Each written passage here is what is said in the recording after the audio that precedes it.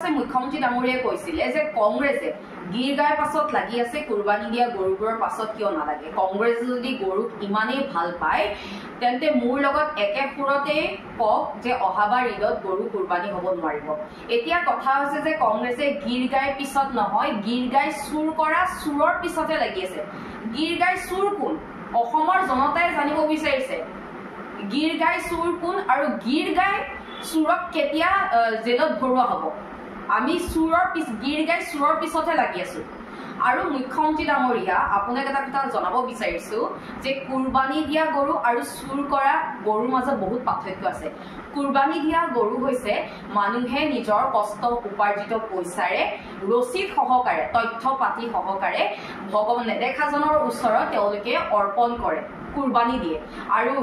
গিৰ গাই আমাৰ বিলাকে কি কৰিছে আমাৰ নেতা বিলাকে কি কৰিছে চুৰ কৰিছে সেইকাৰণে কুৰবানী আৰু চুৰ কৰা গৰুৰ মাজত বহুত পাৰ্থক্য আছে মুখ্যমন্ত্ৰী ডাঙৰীয়া এই দুইটা মানে বস্তু একেলগ আপুনি নকৰিব আৰু লগতে গৰু মাংস ৰপ্তানি ক্ষেত্ৰত ভাৰত যে দ্বিতীয় স্থানত আছে মুখ্যমন্ত্ৰী ডাঙৰীয়া নিশ্চয়কৈ আপুনি গম পায় গোমাতাৰ পুত্ৰসকলে এতিয়া নিজৰ মাককে বেচা কিনা লাগিছে চুৰ কৰিবলৈ লৈছে নিজৰ মাককে লাজৰ কথা নহয়নে নিজৰ মাকৰ মাংস কাটি পেলাই গোমাতাৰ মাংস কাটি পেলাই ৰপ্তানি কৰি পেলাই ইলেক্ট্ৰল বণ্ডৰ জৰিয়তে পইচা লৈ পেলাই নিৰ্বাচন খেলে লাজ নালাগেনে গোপুত্ৰসকলৰ আৰু মুখ্যমন্ত্ৰী ডাঙৰীয়া কথাটো এইটো নহয় যে গৰু মাংস নে মুৰ্গী মাংস নে ছাগলী মাংস নে মাছ কোনে কি খায় কোনে কি পিন্ধিব কোনে কি ক'ব সকলোৰে অধিকাৰ আছে কাৰণ এইটো সংবিধানে দিছে কিন্তু তাত এটা কথা আমি সকলোৱে লক্ষ্য কৰিব লাগিব যে মানুহৰ যিটো চেণ্টিমেণ্টত যদি আঘাত সানিব নালাগে যদি কাৰোবাৰ চেণ্টিমেণ্টত আঘাত নসনাকৈ সংবিধানে যদি অধিকাৰ দিছে সকলোৱে নিজৰ ইচ্ছা অনুসৰি খাদ্য খাব পাৰে নিজৰ ইচ্ছা অনুসৰি পোছাক পিন্ধিব পাৰে নিজৰ ইচ্ছা অনুসৰি কথা ক'ব পাৰে ৰাইট টু প্ৰিভেচি বুলি এটা কথা আছে যেটো গোপনীয়তাৰ অংশ বুলি কোৱা হয় সেই গোপনীয়তাৰ অংশ ৰাইট টু প্ৰিভেচি সংবিধানে আমাক দিছে আৰু সেই অনুযায়ী মানুহে নিজৰ ইচ্ছা অনুযায়ী খাব পাৰে মানুহে নিজৰ ইচ্ছা অনুযায়ী ফুৰিব পাৰে সকলো নিজৰ ইচ্ছা অনুসৰি কৰিব পাৰে এতিয়া আপুনি কৈছে যে কুৰবানী দিয়া কংগ্ৰেছে মোৰ পুৰতে ফুল মিলাকক যে কুৰবানী দিয়া বন্ধ কৰিব লাগে প্ৰথমে আপুনি এই যে গৰু সিন্ডিকেট বিলাক যে চলি আছে এইবিলাক কেতিয়া বন্ধ কৰিব গৰু সিন্ডিকেটত যে যিবিলাক মানে জড়িত থাকে গৰু সিন্ডিকেটৰ লগত সেইবিলাকক কিমান জনক ধৰিলে কিমান জনক এৰেষ্ট কৰিলে এইবিলাক তথ্য আমাক দিয়কচোন ৰাইজক জনক আৰু যিবিলাক গৰু আপোনালোকে ধৰিছিলে আগতে সেইবিলাক গৰু কিমান এতিয়া জীয়াই আছে কিমান বিলাক গৰু মৰিলে এইবিলাকো আমাক তথ্য আমাৰ ৰাইজক জনক লগতে আমি সংবাদ মাধ্যমত দেখিবলৈ পাইছিলো যে শ্ৰীৰামপুৰ গেটেৰে গুৱাহাটী হৈ আপোনাৰ মেঘালয়লৈ যিবিলাক অবৈধভাৱে গৰু লৈ যায় গৰু সৰবৰাহ কৰা হয় তাত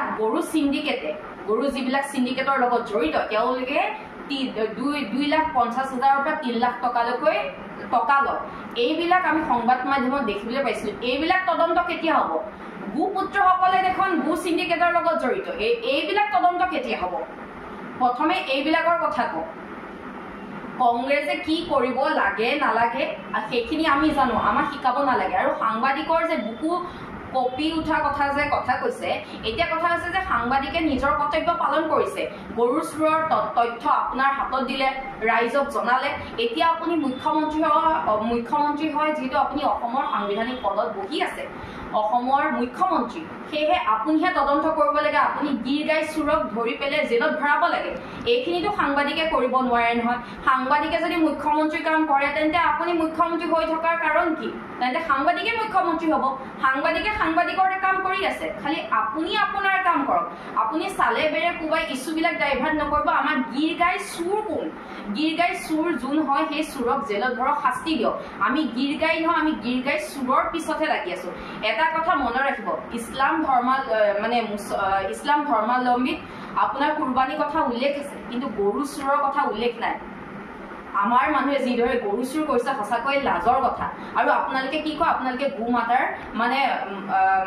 গোমাতাৰ যিদৰে কুৰবানী দি আছে আপোনালোকে এইবিলাক চাবই নোৱাৰে তেনেহলে আপোনালোকে গোমাতাৰ যে গাৰ ৰস চেপি গাখীৰ যে কেনেকৈ খায় নিজৰ মাকৰ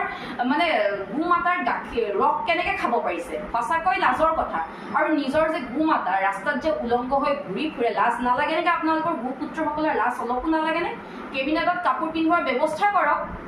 এইবিলাক কৰক আৰু যিবিলাক অবৈধ গৰু চোৰৰ লগত মানে গৰু সৰবৰাহকাৰীৰ লগত জড়িত এইবিলাক ধৰক কিমানজনক ধৰিলে কিমানজনৰ বিৰুদ্ধে চাৰ্জশ্বিট দাখিল হ'ল এইবিলাক তথ্য ৰাইজক ৰাজহুৱা কৰক ইছলাম ধৰ্মাৱলম্বীক পুনৰবাৰ কৈছোঁ মানে কুৰবানী কথা উল্লেখ আছে কিন্তু গৰু চোৰৰ কথা উল্লেখ নাই মনত ৰাখিব আৰু কুৰবানী আৰু গৰু চোৰ দুইটা বস্তু বেলেগ বেলেগ হয় কুৰবানী দিয়াৰ পিছত তেওঁলোকৰ এটা তথ্য পাতি থাকে ৰচিদ থাকে কিন্তু গৰু চোৰে যিদৰে ৰাইজৰ কৰ কাতলৰ পইচাই গৰু খুটি প্ৰকল্প হৈছিলে সেই প্ৰকল্পৰ পৰা গৰু চুৰ কৰি ৰঙিয়া ষ্টেচনৰ পৰা গৰু চুৰ কৰি লৈ গৈছে নিজৰ মাতাক চুৰ কৰি লৈ গৈছে সেইকাৰণে দুইটা পৃথক বস্তু হয় আৰু আপুনি বুকু কপাৰ কথা কৈছে যে কুৰবানী দিয়া গৰুকেইটা দেখি সাংবাদিকৰ বুকু নকপেনে আপোনাৰ বুকু নকপেনে মুখ্যমন্ত্ৰী ডাঙৰীয়ে যেতিয়া গোপুত্ৰসকলে নিজৰ মাকক চুৰ কৰে গিৰ গাই কেইজনীক চুৰ কৰে তেতিয়া আপোনাৰ বুকু কপি নুঠেনে আজি মহিলাসকলে মাত্ৰ 1250 টকা পায়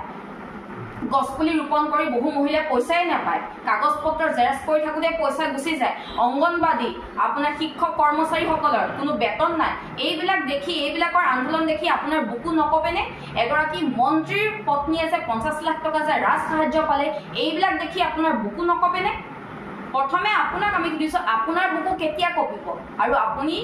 গিৰ গাই চুৰক কেতিয়া